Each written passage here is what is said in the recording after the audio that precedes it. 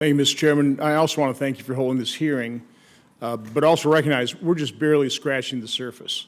What's frustrating to me is there's just so much basic fundamental information we need to convey to the American public, the misperceptions of the Social Security program, that we need to spend some time before we can start getting into all the details that have been brought up by our witnesses. So what I would suggest, rather than this format where we just kind of talk by each other, I've got 4.5 minutes left to make probably about 20 minutes worth of points.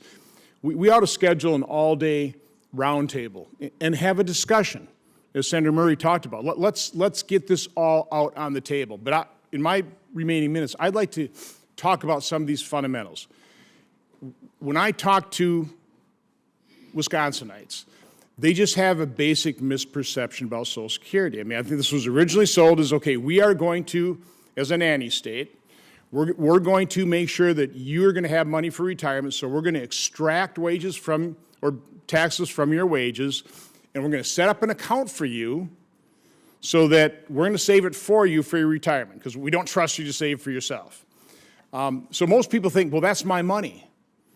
And in fact, a part of it is. But as Senator Grassley was talking about, if you're in the low-income group, you're getting a lot more in return than you ever invested in. So it's really not a savings account where you're getting, where the government's saving for you, that amount builds up with the compound interest and stuff, and then you get that back in return. In fact, there's really not anything saved at all, correct, Mr. Goss? The money's gone. It comes in the Treasury, it's spent, right?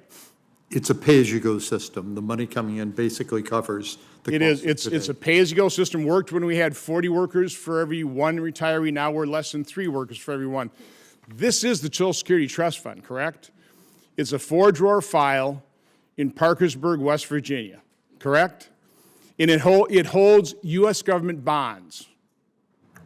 Well, it's all electronic. By law, this trust fund's going to be invested only. Understand. So it is also true that a U.S. government bond held in the hands of a U.S. government entity literally has no value.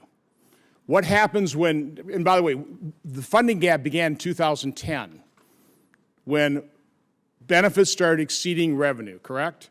So now we start dipping into the trust fund. This gentleman pulls out a bond, sends it over to the Treasury, and says, pay us $50 billion. What does the Treasury do? They don't have $50 billion. They either just print it. I mean, Mr. Krause, what does the Treasury do? Well, the vast majority of the payments that are coming out of Social Security now are from current. Correct, but I mean, when we but we are running cash. We're dipping into this, and we're going to exhaust this accounting convention. This thing's going to be empty in 2023. And that was intended in the 1980s. I understand, but again, I just want so the American public understands what's happening. Yeah. A bond of this gets turned over to the Treasury, and then what does the Treasury do? Well, the Treasury realizes the fact that Social Security has saved up this money. No, but again, what is borrowing from the actual transaction? A $50 billion bond is handed over to the Treasury. What does the Treasury do with that $50 billion bond? They pay the Social Security trustee. Exactly. $50 billion. Where do they get the $50 billion? From either current revenues or from borrowing from the public. But yeah, okay. Yeah. Right now they're borrowing because we're running $1 trillion deficit. Yeah. So they float another bond. On the margin. Yeah. So it's very important for people to recognize that fact. Mr.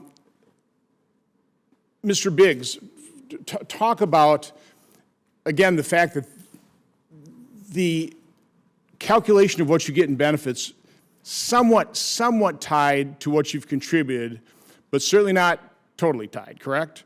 And as we talked to the CBO director, again, on the lower end of the income scale, you're getting a lot more than what you paid in. If you're in the high income, you're not getting what you paid in. And wasn't that sort of the deal?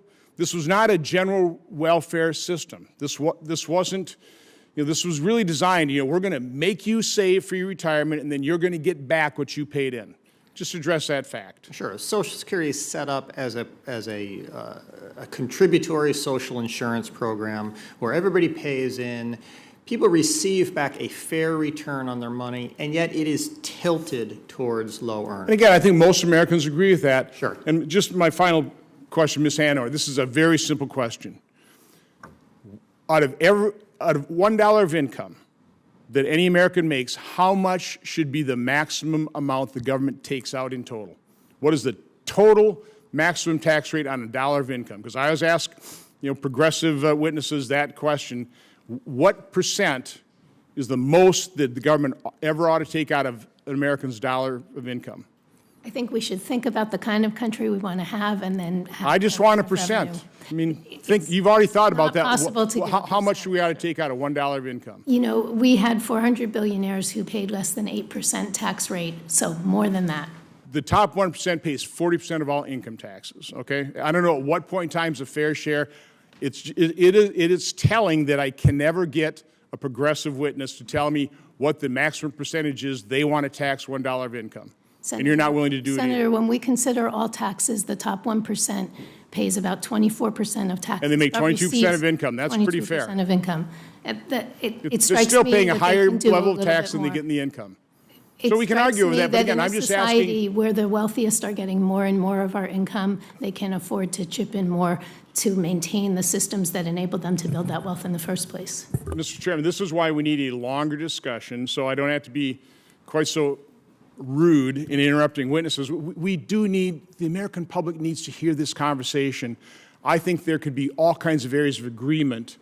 And if you're going to do something on a bipartisan basis, rather than just, slap a piece of legislation on the table there and say, you're evil if you don't accept this thing, or you want to cut benefits, I want to save Social Security. I think everybody here in this hearing room wants to save Social Security, but in order to do so, we need a full-fledged discussion where all viewpoints can be heard and some of these realities can be laid out on the table. Thank you, Mr. Chairman.